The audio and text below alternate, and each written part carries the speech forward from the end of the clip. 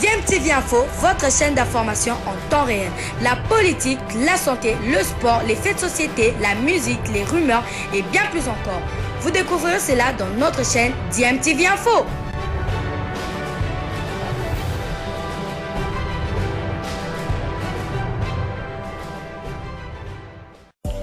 Vous êtes sur DMTV, bonjour ou bonsoir, tout dépend de l'heure à laquelle vous nous suivez. Tout plaisir est pour nous de vous retrouver, mais surtout de savoir que vous êtes nombreux en train de suivre votre chaîne YouTube DMTV. DMTV qui vous propose l'actualité, vous propose également des analyses et des réflexions sur des sujets d'actualité, sur des faits sociaux, tout simplement sur des réalités que nous observons ici chez nous en République démocratique du Congo.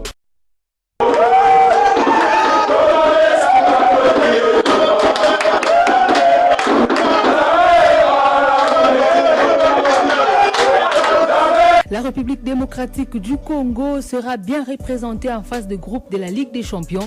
Il s'agit de l'ASV Club de Kinshasa qui a obtenu ce jeudi sa qualification dans la douleur devant le Rail Club Kadiogo du Burkina Faso en rencontre retour du deuxième tour préliminaire de la plus prestigieuse des compétitions des clubs en Afrique. Les Dauphins Noirs d'Evé n'est pas encaissé cet après-midi à défaut de ne pas marquer 0 but partout. C'est également le score à l'issue du temps réglementaire. Le sort a laissé décider à la séance fatidique des tirs au but. Après un raté de chaque côté au premier essai, les Dauphins Noirs vont prendre définitivement l'avance sur les 4 derniers tirs alors que les Burkina Faso vont en louper un autre au troisième essai. Les Verts et Noirs sont donc qualifiés pour la phase de groupe de la Ligue des Champions de la Confédération africaine de football. C'était dur, surtout avec le manque des compétitions puisque le championnat n'a pas encore repris, du moins pour les Verts et Noirs de Kinshasa, pense Raoul Chungu, entraîneur de l'ASV Club de la capitale au micro-top Congo de Jonathan Massiala. Vous avez vu, on a eu pas mal d'occasions plus que notre adversaire. Mais on a pêché par la finition. Les occasions nous avons eu à gogo. Je crois que mon collègue peut témoigner, mais on n'a pas su concrétiser. C'est ce qui a fait que nous sommes allés jusqu'au tir au but. C'est en faisant les championnats que les automatismes se mettent en place. Quand vous prenez une équipe, 2 semaines d'entraînement, on dit vous êtes la Coupe d'Afrique. C'est un exploit arrivé à ce niveau-là sans un championnat. Les automatismes avant, le championnat passé, je crois qu'on marquait autant de buts comme on le voulait. On est sorti avec la meilleure attaque. Là, panne de buts, il n'y a pas de championnat, les automatismes ne sont pas là. Peut-être avec ces championnats qui tendent à se réaliser, on va reprendre nos habitudes. Il faut aussi avouer que le secteur offensif ne tourne pas assez, mais nous avons suffisamment de temps puisque la phase de poule c'est l'année prochaine. On a suffisamment de temps de trouver, d'arranger, de trouver le joueur qu'il faut pour créer autant de buts, créer les occasions de buts comme on les a fait. Et malgré ça, on les a créés, on n'a pas marqué. C'est un problème au niveau de l'attaque. Le changement, ce n'est pas tardif. Le changement n'est pas tardif. Si vous connaissez au moins l'état de joueur, tout le monde aussi, on vient de le récupérer. Il a fait tout le voyage au Bénin qu'on sort, il ne s'est pas entraîné, il était malade. L'homme a été malade. Et Moutoumon s'est à peine remis une seule séance. Vous lui offrez, vous lui donnez 90 minutes, là vous le tuez. Il fallait le préserver un peu et lui donner quelques minutes pour qu'il puisse continuer. Vous voyez vers la fin là, il commençait déjà à boiter. Donc c'était un problème de manque de compétition. C'est le moment qu'il fallait faire pour ne pas les griller avant même que... L'équipe en face, ce n'est pas une petite équipe. La construction, vous avez vu, c'est une équipe qui a créé, qui s'est pas mal. Il a fait une très bonne possession, ils ont créé des occasions, mais seulement qu'on était un peu vigilants. Sinon, comme il a dit, comme mon collègue l'avait dit, ils avaient eu des occasions nettes qui pouvaient scorer et peut-être changer la donne. Tout de suite. Le grand frère. Mais c'est normal. Disons, les analyses, quand on fait des analyses, chacun voit de sa façon. Mais moi, je pense que si moi j'étais à sa place, je ferais la même chose. On a joué le match aller. En premier mi-temps, il pouvait mettre autant de buts pour le match aller. Il a eu autant d'occasions, il pouvait mettre beaucoup de buts. Comme toujours, les joueurs ont pêché. La deuxième période, on est venu un peu dessus. Mais là, en voyant ce qu'il a fait, il avait mis un bloc bas. Un bloc bas. Quand on met un bloc bas, on manque les espaces pour aller très vite. C'est ce qu'il a fait. Moi, je ferais la même chose. Et ça revient, le problème revient au niveau de l'attaque. Ils ont eu des occasions nettes où on pouvait marquer et changer la donne. Donc, moi, je pense que de ce côté-là, chacun a travaillé de sa façon et c'est cela qui a fait durcir un peu le match pour faire un 0. Raoul Chungu, entraîneur de l'ASV Club de Kinshasa. Son équipe était venue pour jouer et nullement pour chercher à se qualifier après les tirs au but, a déclaré Sampo Amadou, entraîneur du Rail Club Kadiogo du Burkina Faso. Bon, c'est vous le dites, hein, on n'est pas venu pour aller au tir au but. Hein.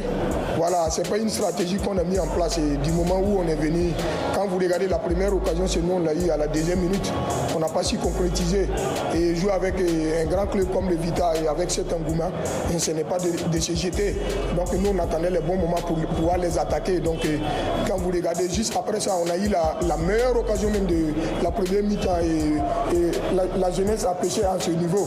Il a doublé. Il a encore tiré, il y a un gardien qui a fait un grand exploit, il faut le dire. Hein. Sinon, et juste après ça, c'était un match discuté de part et d'autre. Et quand vous regardez, c'est la vitesse du jeu qui manque de fois, et qui nous manque de fois. C'est là qui nous crée à froid, mais la construction pour aller créer le décalage, ils n'arrivent pas à le faire. Donc après on a dit qu'il faut défendre la zone et maintenant procéder par des contre-attaques. Et si la possibilité vient, on marque. Et dans le cas échéant, voilà, on continue et on espère aussi.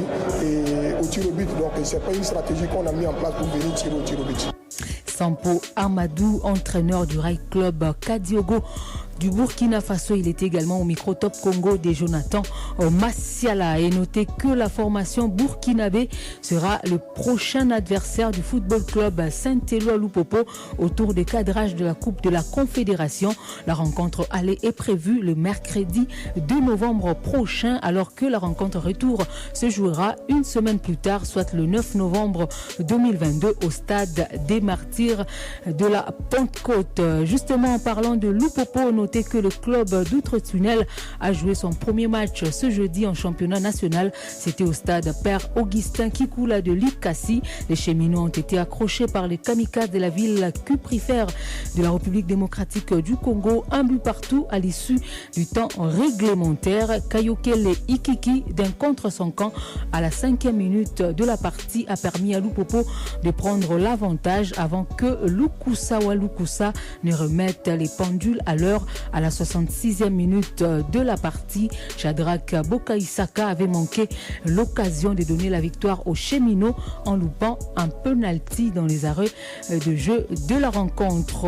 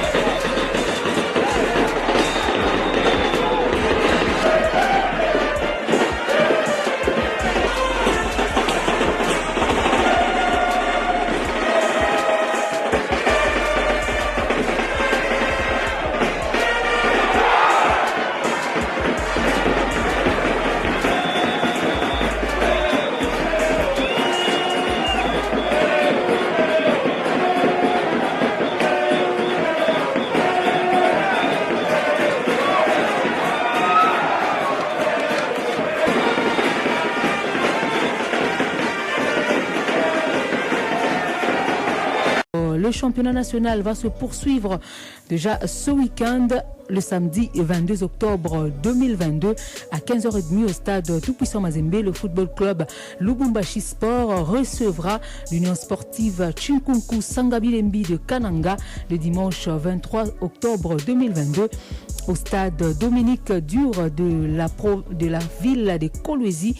Deux rencontres sont prévues à 13h30, Blessing Bazano, et à 15h30, Simba contre Mazembe au stade Kikula de Likasi. À 15h30, Lupopo sera face à l'Union sportive Panda B52 et au stade Kachala Bonzola de Mbujimayi. À 15h30 également en heure locale, 14h30 de Kinshasa, le Sa Majesté Sangabalende recevra le football club Étoile du Kivu de Bukavu.